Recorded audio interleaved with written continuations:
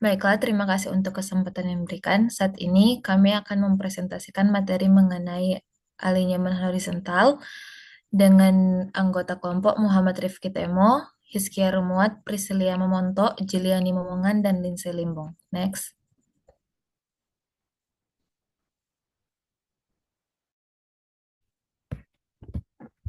Next.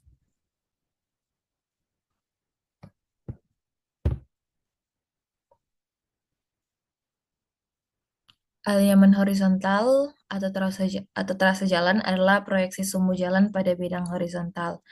Alinyaman horizontal terdiri atas bagian garis lurus atau tangen dan bagian garis lengkung. Perencanaan alinyaman horizontal sebagian besar menyangkut perencanaan tikungan yang diusahakan agar dapat memberikan keamanan dan kenyamanan. Next.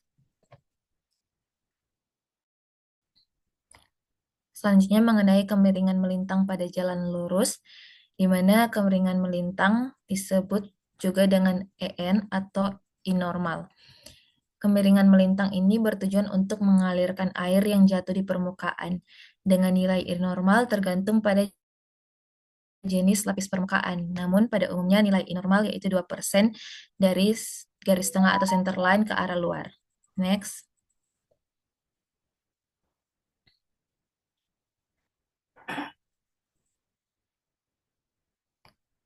Selanjutnya mengenai gaya sentrifugal, di mana gaya sentrifugal adalah suatu kendaraan bergerak dengan kecepatan tetap atau V pada bidang datar atau miring dengan lintasan berbentuk suatu lengkung seperti lingkaran, maka pada kendaraan tersebut bekerja gaya kecepatan V dan gaya sentrifugal atau F.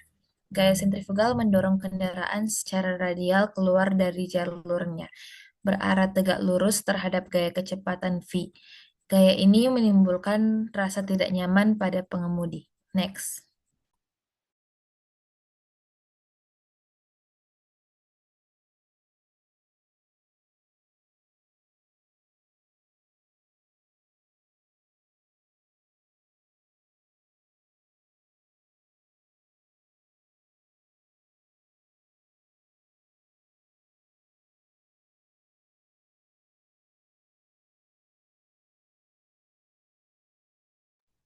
Selanjutnya masuk ke superelevasi.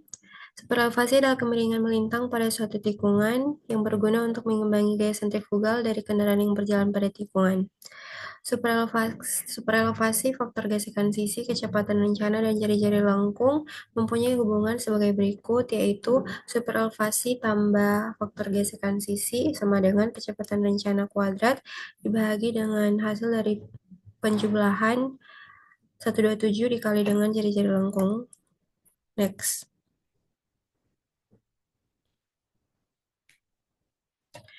Selanjutnya masuk ke superelevasi maksimum dan koefisien gesekan melintang maksimum, yang dimana keduanya ini digunakan bersama-sama untuk menentukan radius tikungan minimum dan tingkat kenyamanan serta keamanan kendaraan, yakni besarnya jari-jari minimum untuk setiap kecepatan rencana ditentukan oleh nilai koefisien gesek melintang maksimum atau Fmax yang direkomendasikan berkisar antara 0,14 sampai 0,17. Alasannya yaitu untuk kenyamanan dalam mengemudi. Hanya untuk nilai superelevasi maksimum sesuai bina marga, yakni jalan luar kota 10%, daerah yang sering hujan dan kabut 8%, daerah perkotaan antara 4% sampai dengan 6%. Dan superelevasi yang digunakan untuk setiap tikungan diberikan berdasarkan kecepatan rencana dan jari-jari lengkung. Next. Selanjutnya lengkung peralihan, yakni lengkung yang disisipkan di antara bagian lurus jalan dan bagian lengkung jalan berjari-jari tetap atau R, berfungsi untuk mengantisipasi perubahan alinyaman jalan dari bentuk lurus atau R tak terhingga sampai bagian lengkung jalan berjari-jari tetap, sehingga gaya sentrifugal yang bekerja pada kendaraan saat berjalan di tikungan berubah secara berangsur-angsur atau bertahap, baik ketika kendaraan mendekati tikungan maupun meninggalkan tikungan. Next.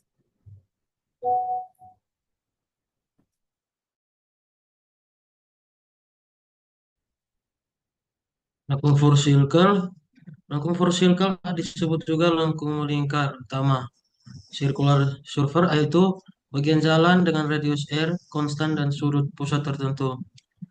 Pada bagian ini kendaraan sudah mencapai super elevasi maksimum dan gaya sentrifugal yang bekerja konstan. Fungsi lengkung circle yang pertama sebagai bagian utama tikungan, tempat kendaraan benar-benar berbelok mengikuti lintasan melingkar. Yang kedua, menjaga kestabilan kendaraan karena radius dan gaya sentrifugal tetap konstan. Yang ketiga, menghubungkan dua garis lurus dengan arah berbeda melalui bursur melingkar.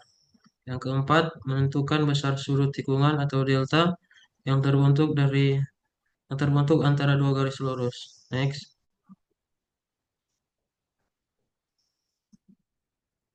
Ini berikut adalah data-data full circle yang sehingga kami mendapatkan nilai D atau derajat lengkung kurang dari dp atau derajat peralihan, dan juga nilai E yaitu kontrol yang kami juga dapat E kurang dari 0,03. Next.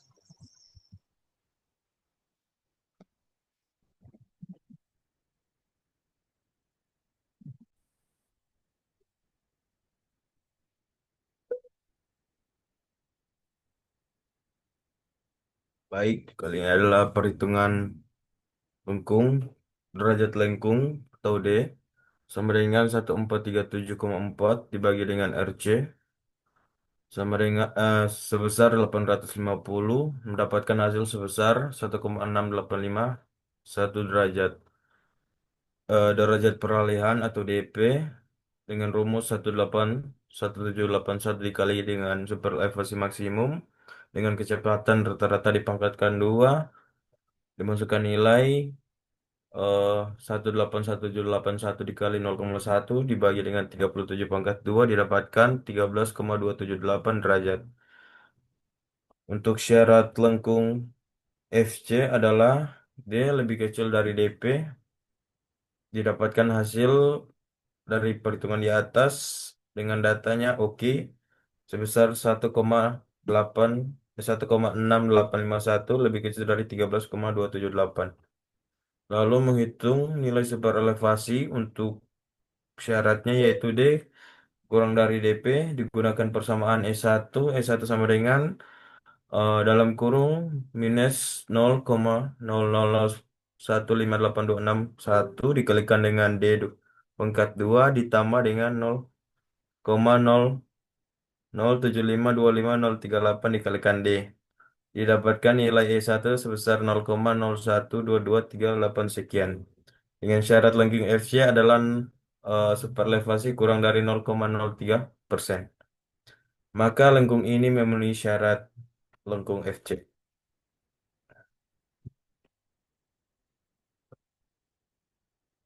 Eh, Berikut adalah ya, bagian-bagian. Yang pertama itu sudut tangan sebesar 0,13942986 derajat. Lalu yang kedua itu jarak dari TC ke P1 menggunakan rumus dengan TC sama dengan RC dikalikan seperdua sudut tangen dapatkan jarak sebesar 5,9 meter. Lalu yang ketiga itu jarak offset atau jarak dari P1 ke busur lingkar atau EC dengan rumus sama dengan TC dikalikan seperempat sudut tangen dapatkan jarak sebesar 2,69 0,69 sekian meter. Lalu yang keempat yaitu bujur lingkar circle atau LC. LC sama dengan RC dikali sudut tangan dikalikan pi dibagi 180 mendapatkan jarak sebesar 118,515386 meter.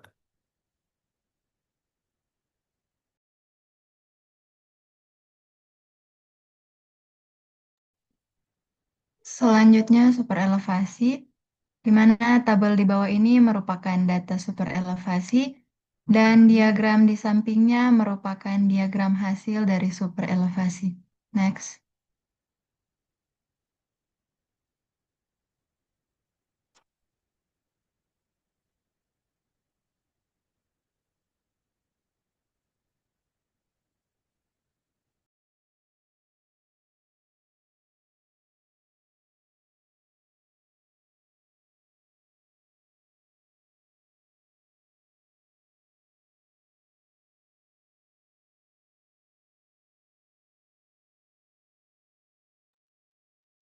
Gambar berikut ini adalah gambar akhir desain alignment horizontal berdasarkan data yang didapatkan. Next.